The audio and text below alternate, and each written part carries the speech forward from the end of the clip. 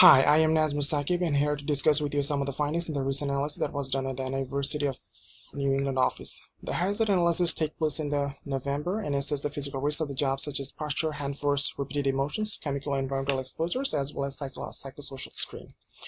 Overview of the office hazards. Many hazards which cause thousands of injuries and health problems annually exist in the office. In addition to the obvious hazards of open file drawers, the modern open space office may contain hazards such as noise, poor lighting and temperature, and humidity issues.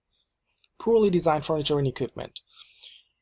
What are the office hazards we have found? Ergonomic, mechanical, and stress. Ergonomic musculoskeletal disorders, back injuries, neck injuries, noise, ventilation, illumination. Mechanical, office furniture, slip, trips, and falls. Environmental hazards could be mold and temperature issues. And stress. What are the risk factors for the office ergonomics hazard? Reputation, intensive keying, posture. Force, prolonged sitting, other factors. The sedentary nature of the job as well as the awkward posture occasionally used by the employees to multitask like talking on the phone and using computer at the same time puts the employees at risk for the neck, back, and other types of muscular strain. Intensive keyboarding on a regular basis is a risk factor for carpal tunnel syndrome. Carpal tunnel syndrome is thought to be a result of repetitive motion. For the office setting, these repetitive motion injuries due to prolonged typing or keyboarding. In the past few years, this office has had some lost work time due to carpal tunnel syndrome. I also noticed during the hazard analysis that one of the walkways in the office was quite cluttered with office chairs that were pushed in. This is a tripping hazard that could result in falls during the workday.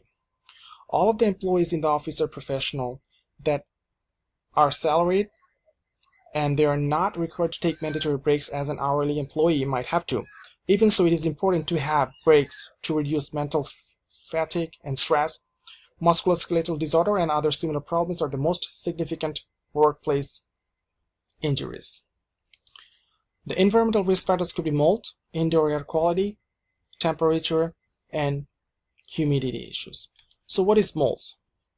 Molds can be found on indoors on wet and damp walls, carpet and ceilings. Indoor moisture and humidity leading to growth of the molds, and it can produce seed-like spores. The spores can enter the human body through inhalation and can cause allergic reaction, fungal infection, and other allergic serious health effect. One of the employees reported that the bathroom has mold issues. I do recommend having indoor air quality assessment done in order to fully investigate the hazard. Any mold inside is not safe and put employees at risk for respiratory problems. What could be done? Proper, well-designed layout of office furniture, equipment, and lighting. Ergonomic evaluation and correction of workstation. Remind all employees to take appropriate breaks and typing with light touch. Ensure 1 minute to 30 minutes lunch breaks for the employees and 15 to 20 minutes short breaks during working hours. Adjust employee work habits to include stretching exercise. Encourage employees to interrupt their sitting time more often just by standing. Ensure employees to follow the safe walking practice and routes. Employees' education and training on proper workplace environment. Discussion with employees to create awareness of prolonged sitting or sedentary work impact on their health. Appoint a safety officer to ensure OSHA guidelines and EU implementation in the office setting. Consider redesigning and replacing the HVAC system to reduce noise in the office. Having ventilation engineer to evaluate the ventilation system to make sure even airflow in the office. Here is an example of the proper posture of office sitting. Top of the monitor at the eye level. Look away and focus on something far from the screen once every 10 minutes.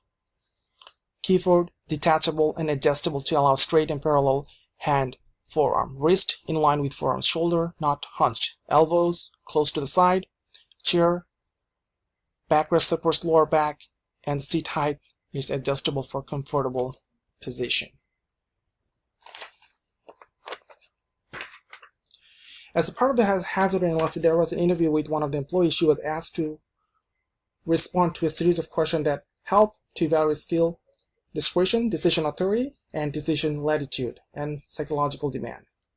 The results were that the job is a low risk of injury and illness due to psychological strain. However, it is still important to encourage employees to take breaks from work, get enough sleep, and stretch. The stretching can relieve stress as well as to prevent muscle strain. So where do we go from here? UNE should continue to encourage safe work habits through continued training and ergonomics, self-care, report